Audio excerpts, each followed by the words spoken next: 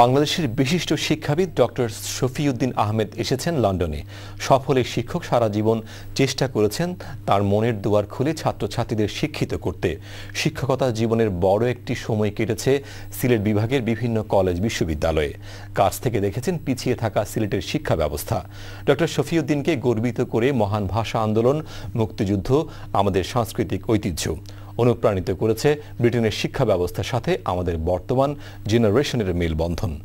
তার চিন্তা চেতনা আর অনুভূতির চিত্র ধারণ করেছেন তারই এক সময়ের ছাত্র সুভাষ দাস, আর কথা বলেছেন আসম মাসুম। প্রফেসর ডক্টর শফিউদ্দিন আহমেদ শিকড় সন্ধানী মৌলিক গবেষক ও সৃজনশীল সাহিত্যিক এবং একজন সম্মোহক অধ্যাপক হিসেবে নন্দিত। সাহিত্য ও সংস্কৃতি চর্চার ঔজ্জ্বল্য ভাস্বর কৃতি সন্তানের জন্ম রায়পুরাতে 19 অক্টোবর 1943 সালে। তার গবেষণা ও সাহিত্যকর্ম বহু বিচিত্র মাত্রিক। তার গদ্য ছন্দিত, আকর্ষণীয় ও সুখপাঠ্য। তার গড়ে তোলা অসংখ্য ছাত্রছাত্রী এখন বসবাস করছেন পৃথিবীর বিভিন্ন প্রান্তরে। আজীবন সাহিত্যের পূজারী এই প্রগতিশীল মানুষটি গর্বিত একজন বাংলাদেশী হিসাবে। তাই টেমস নদীর পাড়ে বসেও গর্বিত বোধ করেন আমাদের সাংস্কৃতিক ঐতিহ্য নিয়ে। এই সংস্কৃতি মৃত্তিকাশ্রয়ী বলেই কিন্তু একদিন আমাদের এক মা উচ্চারণ করেছিলেন, আমার সন্তান যেন থাকে দুধে ভাতে, তাই না?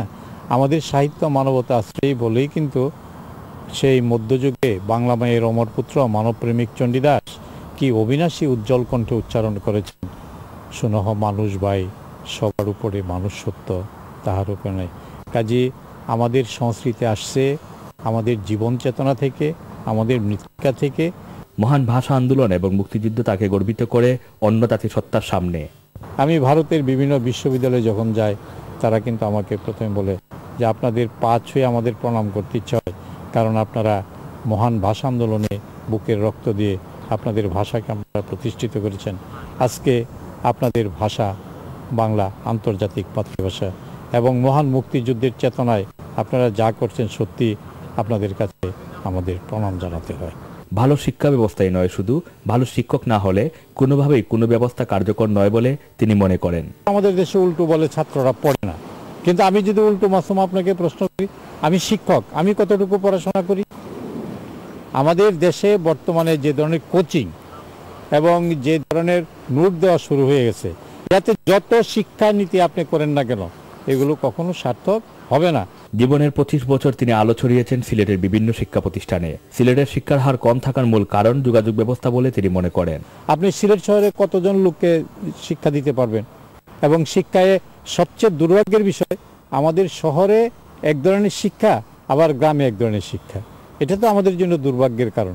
7 সমুদ্র 13 নদীর এই পাড়ে এসে তিনি অনুপ্রাণিত হয়েছেন এখানকার বাংলাদেশিদের উচ্চশিক্ষা ও সাফল্য দেখে।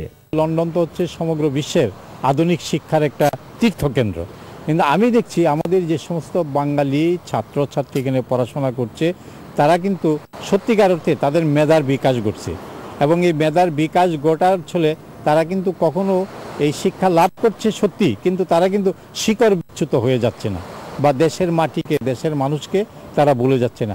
এখন পর্যন্ত ডক্টর শফিউদ্দিন আহমেদের বাংলা একাডেমি থেকে 12টি গবেষণা গ্রন্থ সহ মোট প্রকাশিত গবেষণা গ্রন্থ 45টি। মৃত্যুর আগ পর্যন্ত তিনি গবেষণা করে যান বাংলা নিয়ে, আর মননশীলতা ছড়িয়ে দিন সবার মাঝে। আমাদের কামনা সেটি। Asam Masum, channel S news, London.